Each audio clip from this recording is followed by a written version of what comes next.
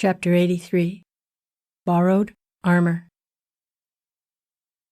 When Dhritarashtra heard Sanjaya relate the success of Arjuna, he exclaimed, "Oh, Sanjaya, when Janardana came to Hastinapur seeking a settlement, I told Duryodhana that it was a great opportunity and he must not lose it. I told him to make peace with his cousins. Keshava has come to do us a good turn. Do not disregard his advice," I said. But Duryodhana heeded not. What Karna and Dushashan said seemed to him better advice than mine. The destroyer entered his mind, and he sought his own ruin. Drona deprecated war. So also did Bhishma, Bharisravas, Kripa, and others. But my obstinate son would not listen.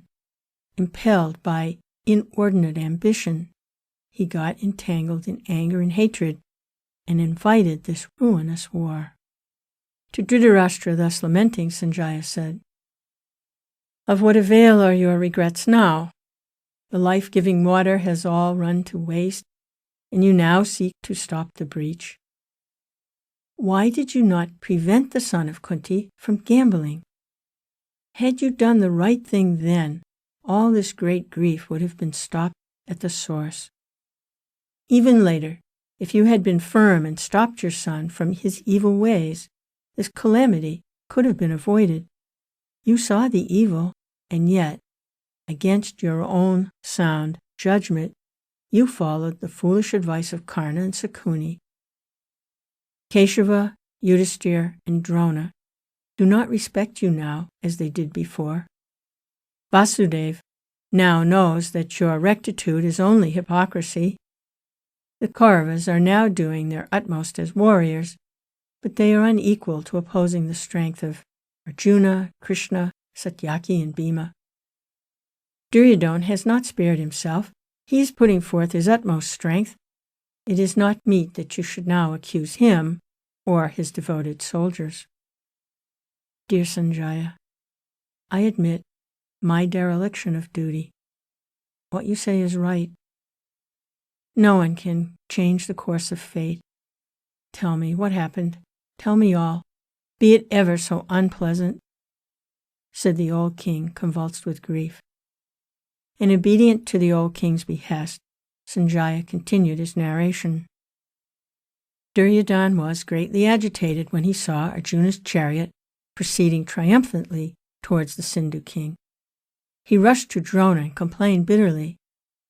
"Arjuna has effected a breach in the great army and has advanced to Jayadratha's position. Seeing our discomfiture, the warriors protecting the Sindhu king will surely lose heart. They had believed that it was impossible for Arjuna to get past you, and that has now been falsified. He advanced before your eyes, and nothing was done to prevent it. You seem indeed bent on helping the Pandavas. I am in great distress of mind. Sir, tell me, in what manner have I offended you? Why are you letting me down in this way? If I had known that you would do this, I should not have asked Jayadratha to stay here. It was a great mistake I committed in not letting him go, as he desired, back to his own country. If Arjuna attacks him, it is not possible for him to escape death. Forgive me. I'm talking foolishly, distracted by grief. Do go in person yourself to save the Saindava." To this frantic appeal, Drona made answer, "King, I shall not take offense at your thoughtless and unworthy remarks. You are like a son to me. Asvatthama himself is not dearer. Do what I ask you. Take this coat of armor, and donning it, go and stop Arjuna.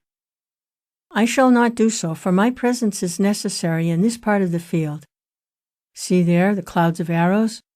The Pandava army is attacking in great force. Yudhisthira is here, unsupported by Arjuna. And is this not just the opportunity we wanted? Our very plan has become fruit, and I must now take Yudhisthira prisoner and deliver him to you. I cannot give up this objective and run after Palguna now. If I go after Arjuna now, our battle array will be hopelessly broken, and we shall be lost. Let me put this armor on you. Go in confidence. Do not fear.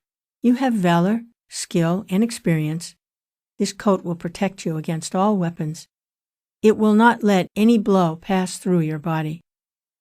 Go forth to battle, Duryodhana, in confidence, as Indra did, clad in the armor given by Brahma. May victory be yours.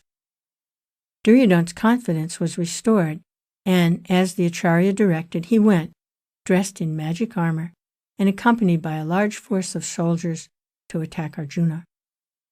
Arjuna had crossed the Kaurava army and gone far ahead towards where Jayadratha had been kept for safety. Seeing that the horses were somewhat fatigued, Krishna stopped the chariot and was about to unyoke the tired animals when the brothers Vinda and Anuvinda came up suddenly and began to attack Arjuna. They were defeated, and Arjuna scattered their forces and slew them both. After this, Krishna unyoked the chariot and let the horses roll in the mud. The horses rested for a while and were refreshed. Then they proceeded again, according to plan. Dhananjaya looked behind. There comes the foolhardy Duryodhana. What good luck! Long have you suppressed your anger, and now is the time for you to let yourself go. Here is the man who caused all this grief, delivering himself into your hands. But remember, he is a great archer, well versed in bow lore, and also a keen and strong-limbed fighter. Thus said, Krishna and they halted to give battle to the Kaurava. Duryodhana approached without fear. They say, Arjuna, that you have done acts of prowess. I have not seen this myself. Let me see if your courage and your skill are indeed as great as your reputation, said Duryodhana to Arjuna as he began to battle. The combat was fierce indeed, and Krishna was surprised. Partha, I am astonished, said Krishna. How is it your arrows do not seem to hurt Duryodhana? This is the first time I see the shafts proceeding from the Gandiva bow strike their targets without effect. This is strange. Have your arms lost their power?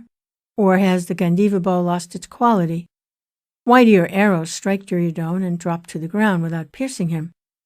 This is most puzzling.